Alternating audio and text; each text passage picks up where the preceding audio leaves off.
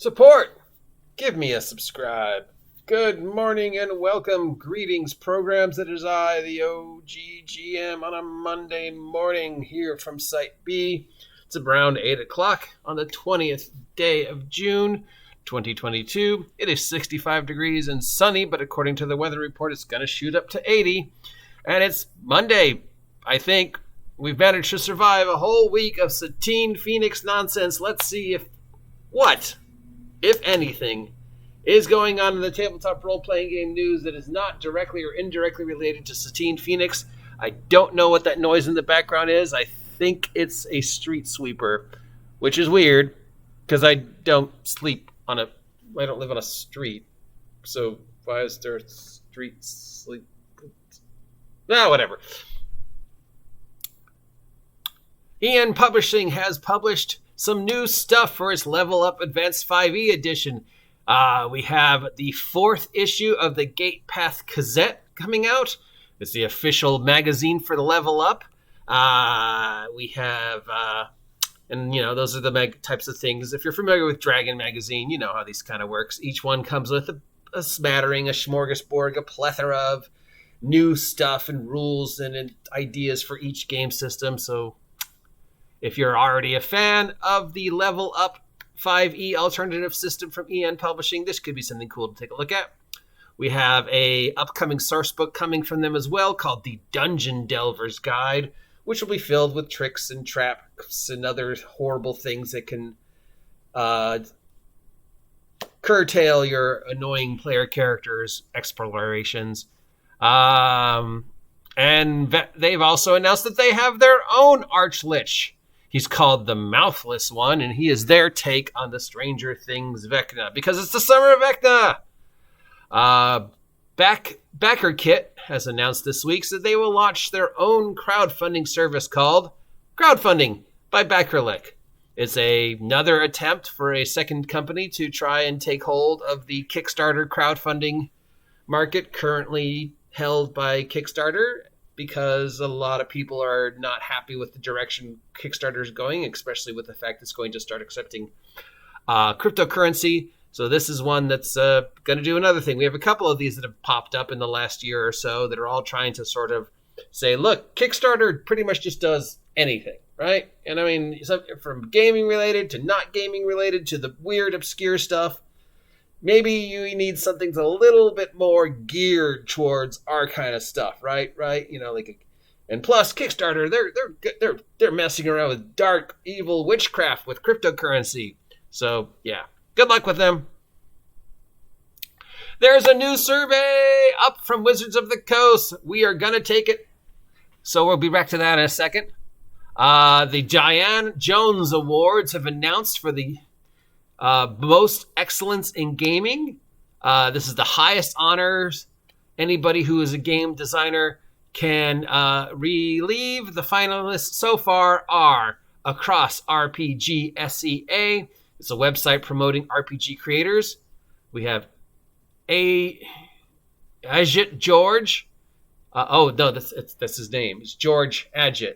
That makes more sense than Ajit George. He is an activist and game designer. Haunted West is nominated for its Weird West alternate history type role-playing game, and it's from Darker Hue. And shouldn't come as any surprise, Mothership, the top 2 game of 2021 that received the most attention that wasn't D&D.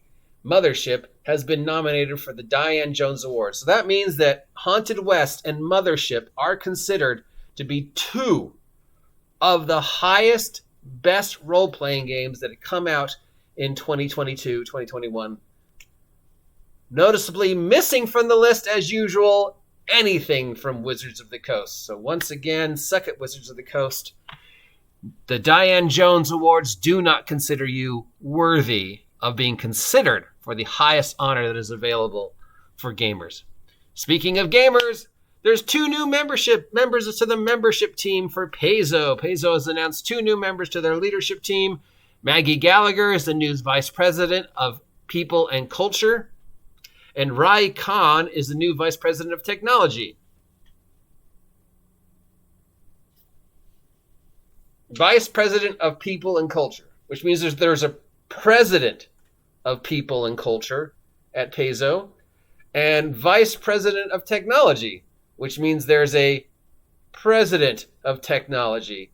Kong, who comes to us from a great career of working for Nordstrom, and Gallagher, who comes to us with 20 years experience working in human resources, meaning they're basically a secretary / customer service representative. Vice President of People and Culture, their only experience in the hobby, 20 years working in human resources.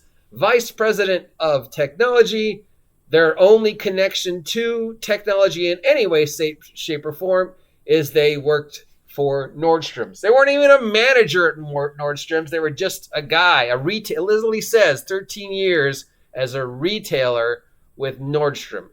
Basically, he was the guy that said, "Hi, can I help you find something? Oh yeah, I have these in a size 2. Let me go in the back and check." Maggie Gallagher, no experience with gaming whatsoever. Vice President of People and... What does a Vice President of People and Culture do? How do you boss around culture? How are you the President of Culture? What does a Vice President of Technology do? I mean, are you... Especially since your only connection to technology is you worked at Nordstrom's. What, you know how to work the registers and the inventory machines at Paizo? Are you going to be able to build them a better functioning inventory system, fix their phone lines, program their VCRs, design their artificial intelligence? You're the Vice President of Technology. I don't even know what that fucking means, because technology covers anything. From strapping a piece of string onto a stick and a rock to make a makeshift club and lighting a fire, that's technology, all the way up to cutting-edge computerics, robotics, and space exploration and military stuff. That's technology. What the fuck does this guy do at Paizo? Why are you just making up positions, Paizo? How much does a Vice President of People get paid? What are the benefits? What exactly is your job? I'm the Vice President of People. Okay, so you answer to the President of People. Well, yes, I do. And what does the President of People do? People stuff.